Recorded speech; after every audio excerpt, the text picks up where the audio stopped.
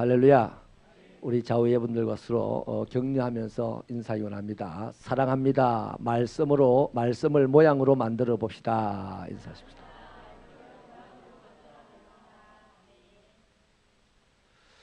하나님의 말씀이 책에 적혀 있는 글로서 끝나지 않는 신앙 되기를 바랍니다. 하나님의 말씀이 나로 말미암아 모양으로 딱 나타나게 되어서 사람들이 볼 때 저 사람은 하나님의 사람이다 하는 소리를 듣게 되기를 바랍니다. 황희정성이라고 알죠? 조선시대의 정성인데 이분에게 어떤 선비가 찾아가서 질문을 합니다. 어르신, 오늘 우리 아버지 제삿날인데 마침 딸이 심하게 감기를 앓고 있어서 부인이 오늘 제사는 드리지 말자 합니다. 그런데 제사를 안 드리면 되겠습니까? 어떻습니까? 이렇게 묻자 황희정성이 그럼요, 제사를 드려야 되죠. 그렇게 대답을 했습니다. 그리고 그분 돌아가셨고 또 좀 있다가 한 분이 와가지고 이 황희정성에게 어르신, 오늘 우리 집에 개가 죽어버렸는데 이런 날 우리 어머니 제삿날입니다. 그 제사를 드려서 되겠습니까? 이렇게 질문을 하자 그래요, 드리면 안 되죠. 그랬습니다. 그래서 이제 이 황희정성의 집에 있는 이제 그 뭐랍니까 하인이 물어요. 아니 정성님, 어째 한 가지 제사를 가지고 이 사람한테는 드리라 하고 저 사람한테 드리지 말라고, 정성님 말이 어느 것이 맞습니까? 이러니까 이 황희정성이 대답하기를, 그래, 내가 하는 말이 그 사람한테 들리겠나? 그 사람들은 내 말을 들으려고 온 게 아니고 자기 원하는 말을 들으려고 왔으니 내가 하고 싶은 말을 해줄 수가 없다네. 그러더랍니다. 이것이 이 시대를 살아가는 사람들, 이 시대에 살아가는 사람들의 모습이 아닌가 싶어요. 또 이 시대에 하나님 앞에 서 있는 우리들의 모습 또한 아닐까 한번 의심을 해봅니다. 여러분, 내 신앙에 자신을 하지 마시고 내 자신의 신앙을 항상 의심하시기 바랍니다. 내 신앙을 의심해야 되죠. 그 확신 아닙니다. 난 신앙이 있어요. 이거 자신감이 아니에요. 그 맹목적인 확신이 불과합니다. 맹목적인 신앙에 불과합니다.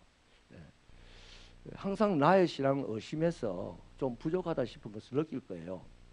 그때 마음이 상합니다. 그 상한 마음을 하나님 앞에 다 내어놓을 때 하나님에게 위로를 받아요. 이를테면 우리 영어 선생이 저를 보고 막 상처 주는 말을 했어요. 마음이 상하죠. 그 나도 영어를 보고 막 상처를 줬습니다. 이판사판 피장파장 해가지고 서로 상처를 주고받았어요. 그래서 상처를 똑같이 주고받아 놓고 앉아가지고 하나님, 죄가 나에게 상처 주었어요 하면 하나님이 뭘 할까요? 야 이놈아, 저아가 니한테 상처받았다 그러거든요. 그러니까 그건 상한 마음이라고 할 수 없어요. 그 개인의 마음에 불과합니다. 근데 상한 마음은 하나님 앞에 부족한 나를 발견할 때 마음이 상해요. 그때 하나님은 나는 이래 갖고는 내가 하나님 앞에 못 산다. 이럴 때 하나님이 드디어 괜찮다. 내가 너의 체질을 안다. 너를 흙에서 만드는 자니라. 걱정하지 마라. 내가 있잖아. 이러는 거예요. 맨날 나는 하나님을 제일 잘 믿는다고 의시되면서 다니면요, 하나님이 부담스러워가지고 피합니다. 하나님, 내가 제일 잘 믿습니다. 50평 아파트. 하나님, 내가 제일 잘 믿습니다. 죽은 자에 일어나라. 제 동기 중에 한 분이요, 그분 돌아가셨습니다. 저는 제가 개인적으로 그분을 그 이후로 못 만나고 돌아가셨다는 말만 들었는데, 오래전에 돌아가셨어요. 신학교 졸업하고 한 7, 8년 지나서 돌아가셨는데요. 저는 개인적으로 생각하기로 그분 성질 때문에 돌아가셨다 생각합니다. 다리를 하나 자르고 두 개 자르고 이러면서 돌아가셨거든요. 근데 언제 그걸 봤냐면, 동기가 전도사님일 때 사모님이 이제 암병으로 병원에 입원을 했는데요. 이분 새벽 기도도 잘 안 나오시더라고요. 근데 항상 말할 때 보면 신학생인데 원로 목사님쯤 되는 급의 톤으로 말을 하는, 김 목사님, 김 전도사님, 항상 이렇게 가르치려고 하고 좀 식상하더라고요. 근데 이 신방을 갔어요. 이제 동기 전도사님이 부인이 아프니까. 너무 가슴이 아팠어요. 지금 뭐 복수가 차서 이렇게 숨을 헐떡이고 있는데 머리에 딱 손을 떠니 대답하세요. 하나님을 믿습니까? 그 전사님 부인이 너무너무 힘이 들어가지고 피식하고 웃으면서 예 이러더라고요. 예 하면 됩니까? 아멘 하세요. 아멘. 그 아멘은 예나 똑같은 말 아니에요? 그래가지고 그분이 강하게 기도해 주더라고요. 그러면 이제 나을 거라면서 얼마 있다가 이제 그 부인이 돌아가셨습니다. 그때 제가 이분을 제 개인적으로만 판단했어요. 속으로 이분 참 성격이 급하구나. 성격이 급하구나. 성질이 좀 있구나 이렇게 생각하고 좀 거리를 두고 지냈었거든요. 근데 여러분 이 땅을 살아가는 우리가 내 자신을 의심하고 내 상대방을 오히려 인정할 수 있는 그런 마음의 여유들이 있으시기를 바랍니다. 내가 좀 낮은 데 가고 상대방을 좀 높여줄 수 있는 이런 여유도 있게 되기를 바랍니다. 그러면 거기는요 하나님의 나라가 막 꿈틀꿈틀 만들어지는 거예요. 할렐루야.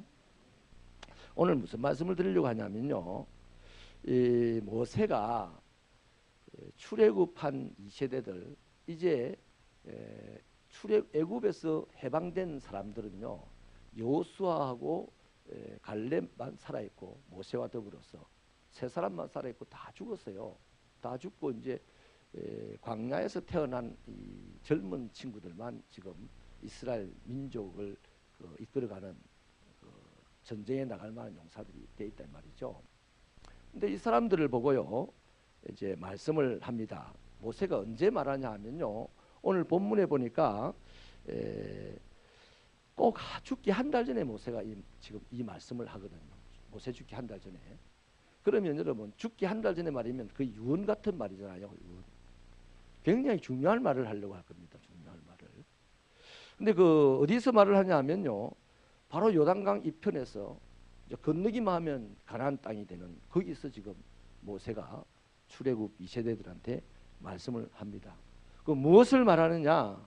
하나님이 주신 말씀을 하는 거예요. 하나님 주신 말씀을. 자, 그러면 이 출애굽 2세대들에게 하나님 주신 말씀을 하는데 그 말씀을 보니까요 1절에는요 무리에게 선포한 말씀이다 그럽니다. 그러니까 출애굽 2세대들에게 하나님 주신 말씀을 선포했어요.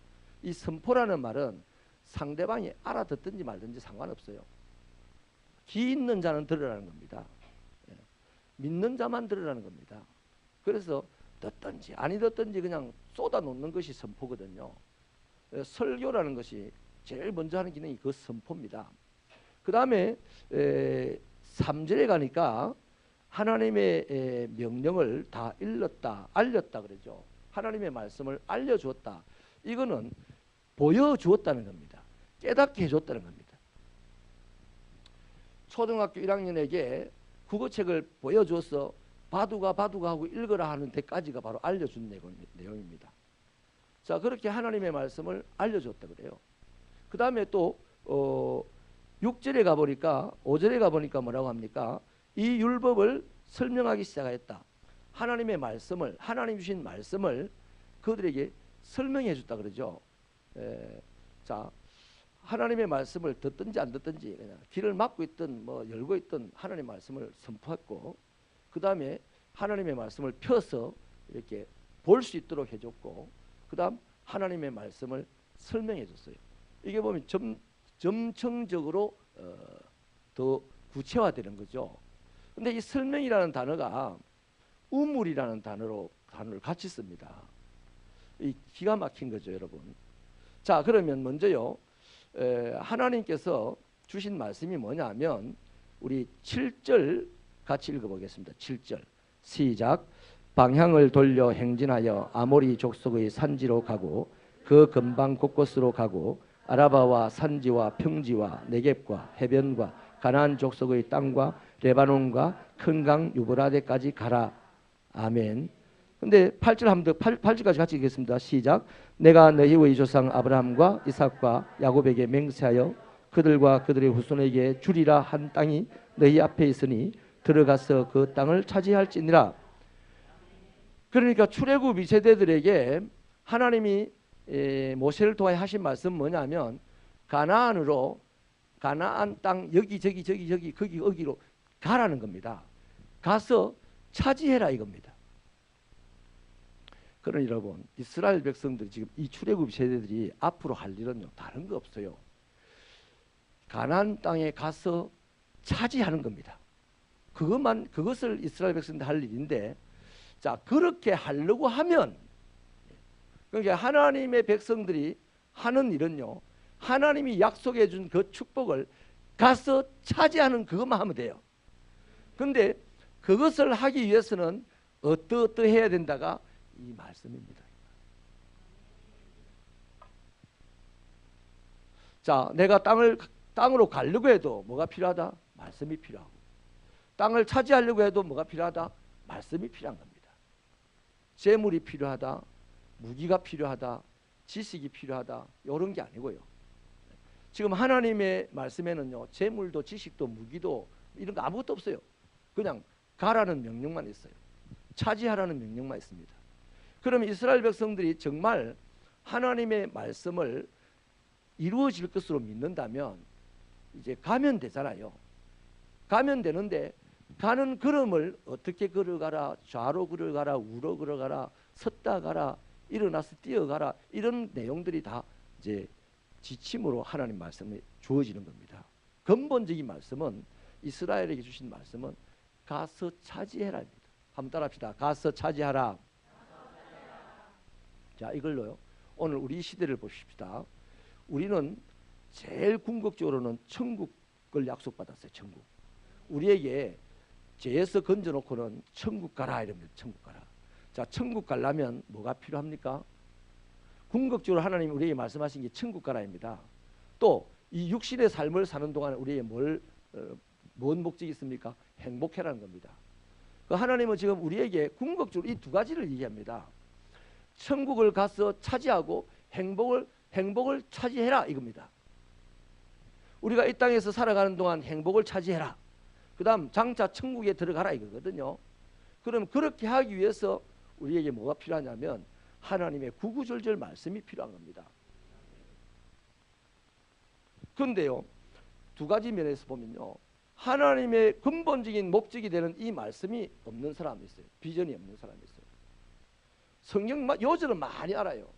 그런 사람들이 주로 뭘 하느냐면 이단됩니다. 이단은 목적이 없습니다. 이단의 목적은 돈입니다. 돈밖에 없어요.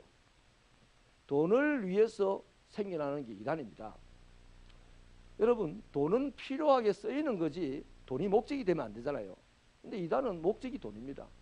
그 돈을 지키려고 조직을 만들고 뭐 이러거든요.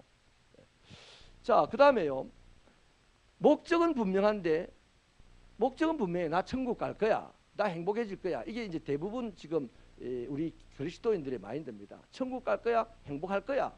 이게 우리들의 마인드고 목적인데 하나님의 지침을 알려는 생각이 별로 없어요. 하나님의 지침대로 안 하면 천국 간다 못 간다? 못 가요. 여러분 출애굽 지금 1세대들 다 죽었잖아요. 출애굽 1세대들이 홍해 앞에 섰을 때 그들의 목적지가 어디입니까? 가나안입니다. 가나안인데 그들 중에 지금 3명 빼고 가나안 땅에 들어갈 수 있는 사람이 있어요 없어요? 한 명도 없어요. 다 죽었어요. 아니 애굽에서 구원받았는데 왜 가나안에 못 들어갑니까? 광야에서 사는 동안 하나님의 말씀의 지침대로 안 살았다는 거예요. 그러니까 여러분 우리의 인생에 목적도 중요하지만 과정도 너무 중요하다 이 말이에요. 과정이 올바른 과정이 없이 목적지에 이를 수가 없어요. 목적이 없는 사람이 과정 그거 아무 소용없어요. 그냥 다람쥐 쳇바퀴 도는 것밖에 안 되는 겁니다. 그래서 목적도 중요하고 과정도 동일하게 중요한데 오늘 우리들의 신앙은 주로 목적에 치우쳐 있습니다. 목적. 천국 간다는데 치우쳐 있다 보니까 이제 갈 짓도 안 하면서 이제 막연하게 이제 맹목적으로 확신만 하는 거죠. 행복할 일을 하나도 안 하면서 막연하게 나는 행복해야 돼 이것만 주장을 하는 거죠. 이래서 딜레마에 빠지는 겁니다. 현실이 냉정하게 우리를 알거든요. 현실이라는 것은 우리가 행복할 만한 일을 할 때, 행복할 자격이 있을 때 현실이 행복의 문을 열어줍니다. 천국도 마찬가지예요. 우리가 천국을 갈 수 있을 때 천국 문은 열리는 겁니다. 내가 넓은 길 가면서 천국 들어간다? 천국은 좁은 길로 가야 된댔어요. 천국은 예수와 함께 안 가면 절대 못 갑니다. 내가 지금 죄에서 구원받았지만 내 혼자서 천국 못 가요. 그런데 우리는 착각하고 있어요.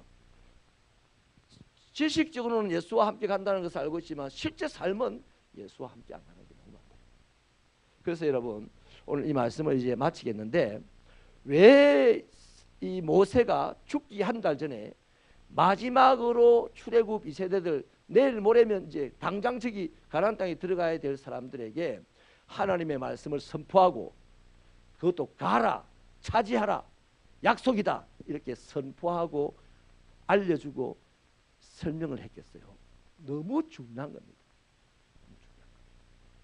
그렇게 강력하게 해놓으면 이미 광야에서 모든 말씀 지침들을 다 지금 만들어 놨거든요.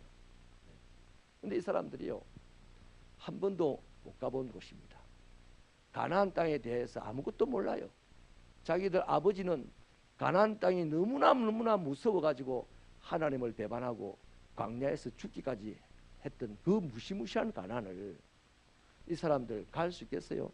모세가 볼 때는 너무나 지금 착잡한 겁니다. 너무나 답답할 수밖에 없는 상황입니다. 그래서 3번을 따라합시다. 하나님 말씀을 선포했다, 알려줬다, 설명했다. 이 설명하는 이 부분이 정말 기가 막힌데요. 여러분, 광야에는 그 우물이, 야곱의 우물이라든지 이런 우물들이 있잖아요. 오아시스 우물이. 근데 거기는 코크를 열면 이렇게 입을 대면 나오는 게 아니고 두레박을 내서 물을 떠올려야 됩니다. 그 수고를 해야 되는 거잖아요. 근데 그 떠올릴 때마다 그럼 떠올려가지고 한 드럼통 보관을 하냐? 그것도 아닙니다. 매일같이 물을 떠올려서 먹는 거거든요. 그러니까 이 우물은 하나님의 말씀과 너무 맞아떨어지는 겁니다. 저와 여러분이 아침에도 나를 향한 하나님의 지침이 뭔지, 저녁에도 나를 향한 하나님의 지침이 뭔지, 우리 예수 믿습니다는 많이 했지만 믿습니다 외치지 마시고 하나님의 말씀의 지침을 받는 것부터 하십시다. 아침에도 한번 받고 저녁에도 한번 받고. 아멘이십니까? 그게 믿는다는 증거입니다. 믿는다는 증거예요. 그러면 그 말씀은 우리 가는 길에 빛이 되고 등이 되기 때문에 우리를 매일같이 새로운 생수를 공급한다 이 말이에요. 자, 예수님이 내 안에 와 계십니다. 내 안에 와 계신 예수님인데 왜 내가 이렇게밖에 못 살아요? 왜 내가 아무런 능력도 없어요? 그럼 내 안에 예수님이 안 와 계시냐? 그건 아니죠. 예수님이 내 안에 계신데 내 안에 계신 예수님이 지금 나보다 더 갈급한 게 있어요. 말씀 먹기를 갈급한 거예요. 이 성경 말씀을 우리가 먹기를 갈급하는 거예요. 그 말씀이 내 속에 들어와서 생수의 강이 되어 흘러 넘치기를 바라고, 그럴 때 내 안에 있는 예수가 내 밖으로 나오기까지 한다 이 말이에요. 그때 우리의 삶은 야, 저 사람 예수 닮았네, 야, 저 사람 아무리 봐도 예수님 같네, 아마 이 땅에 예수님이 누구냐라고 물으면 저 사람이라고 할 것 같아. 이런 소리를 듣고 살아야 되는 게 우리 그리스도인 아닙니까? 아우, 저 사람 보면 막 짜증난다, 아, 저 사람 보면 막 머리 아프다, 이런 게 아니라 저 사람 볼 때마다 내 마음이 시원해져. 저 사람 만나면 내가 괜히 기대고 싶어. 뭐 이런 거 아니겠습니까? 그게 예수 믿는 사람 아니겠어요? 그래서 저와 여러분이 이제부터요, 하나님의 말씀에 두레박을 매일 퍼올릴 수 있는 믿음의 소유자 되기를 바랍니다. 아멘이십니까? 그리하면 하나님의 말씀은 우리가 아는 대로 살아있는 겁니다.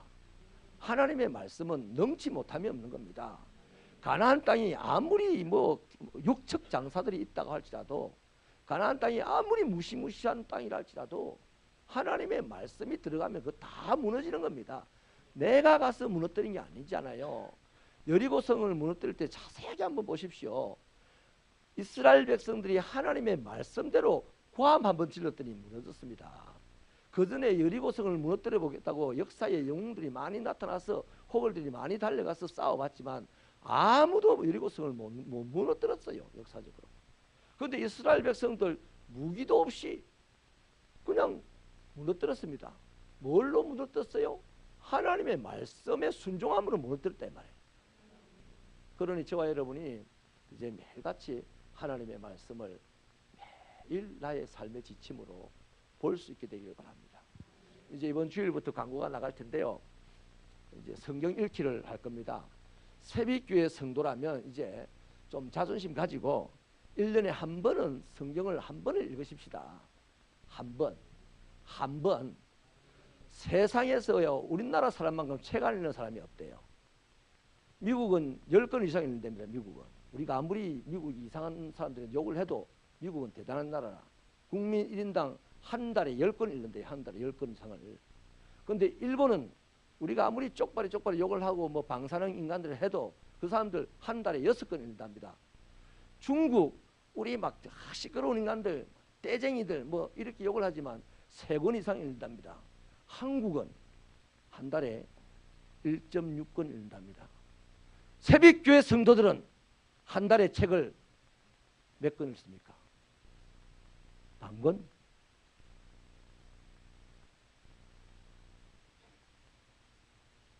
누구 우리 말할 거 없어요. 이제부터 우리 1년에 최소한 성경 한 번을 읽으십시다. 이거는 좀 자존심의 문제입니다. 예수 믿는다면서 뭘 가지고 예수를 믿습니까? 성경도 안 읽는다고 예수 믿는다고 어떻게 하겠어요? 택도 없는 거죠. 그래서 우리 2018년은 아무리 바빠도 아무리 아파도 아무리 피곤해도 성경 일독을 하십시다. 기도하시겠습니다.